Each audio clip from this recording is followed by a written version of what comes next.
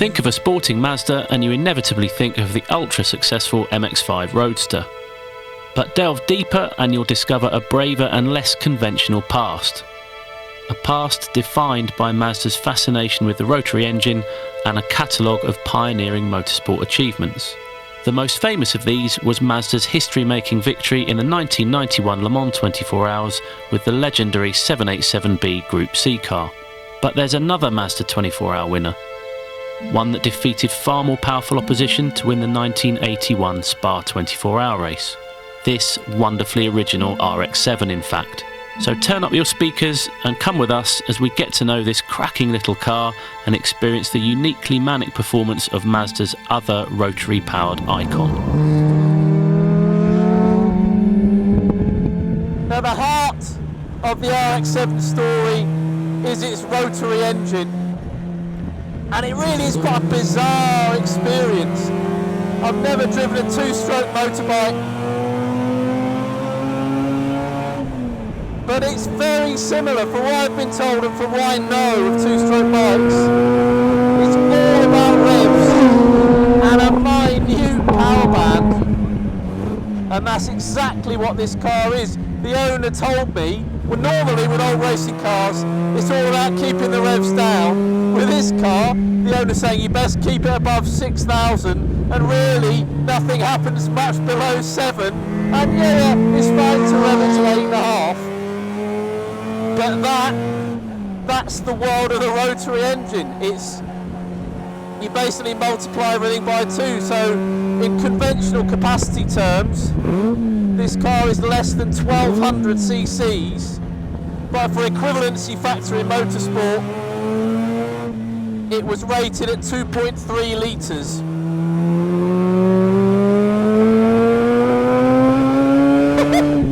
At Spa in 81, this car wasn't in the top class, wasn't in the biggest capacity class, but it found itself racing overall against 3 litre Capris, 3 litre 5 Series BMWs and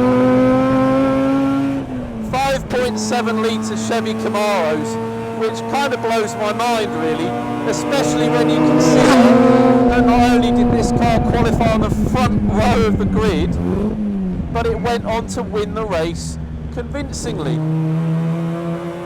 And what's it like to drive? Well, it's a manic little thing, as you can probably hear from the engine. It's quite a physical car actually. There's no power steering, there's no servo assistance on the brakes. So although the car weighs just about 900 kilos ringing wet, it's got a much bigger feel to it, and you need a certain amount of heft to hustle it around. Using engine tuning knowledge of the day, they still managed to more than double the power output of the regular road car. So this car has 225 horsepower, but that arrives at around 8,000 RPM. So you've really got nothing much, and then everything compressed into 1,000 RPM or so. But listen to it.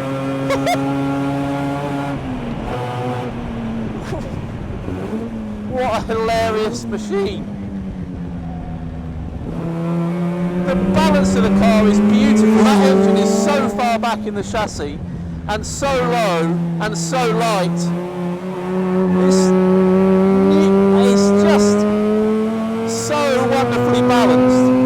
You feel the front end push, you back off, you get back on the power, and the rear end slides a little bit, but it's all in small amounts.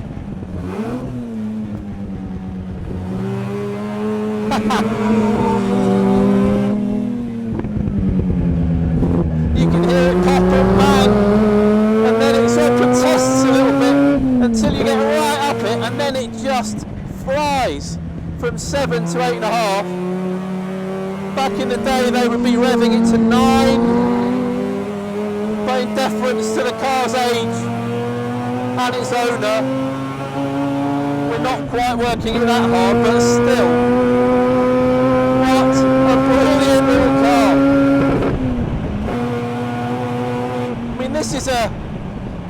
we shouldn't forget what a significant part of Mazda's motorsport history this is. It was the first Japanese car to win the Spa 24 Hours, and it really set Mazda on the way towards their most celebrated 24-hour victory, which, as we all know, was at Le Mans with a fantastic 787B.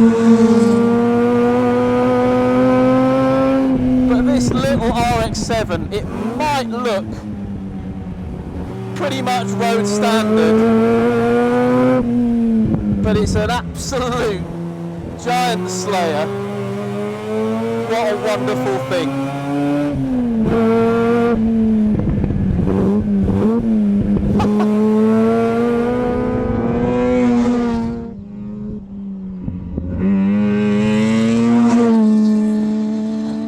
Yeah, it's funny when you look at the car and it looks very close to standard in its appearance, and you look at the sort of on paper performance, so it's got 225 horsepower or something like that, but it weighs 900 kilos. And to give an indication, we've used my Megane Trophy Renault Sport as a camera car, which is a quick car by modern standards, and it was really struggling to keep pace with the Mazda when we wanted to do some tracking. And it's not that I didn't expect it to be a quick car, but I perhaps didn't expect it to stack up quite as well against a car that's 34, 35 years its junior. Some of the stuff that you only get with a Rotary, or what I've learnt you only get with a Rotary, are the more sensory things that you get in a racing car. So there's different smells, obviously different sound, because it's screaming away and it sounds like a little wasp at low revs, and then it absolutely screams to 8,500 revs. But they put two-stroke oil in with the fuel, so you get some, it's almost like a motorcycle in the way it delivers its performance and some of the excitement you get from it. It's really hot in there as well. I think Rotaries are notorious for the heat that comes off the exhausts, and so you're sweating, you've got the fumes, you can pretty much smell your boots melting to the floor of the thing. It's quite a heavy steering, and it's quite a physical little car to drive, so I think it would have been, again, much more demanding than perhaps you would imagine a car of that size and power to be. So testament to Tom Walkinshaw and Pierre Dieudonné for driving two drivers in a 24-hour race in that thing. Must have been quite an undertaking. What a cool car! If race cars are your thing, why not look at our exclusive track test of Audi's R18 e-tron Le Mans winner, or alternatively, look at our Track Car of the Year video.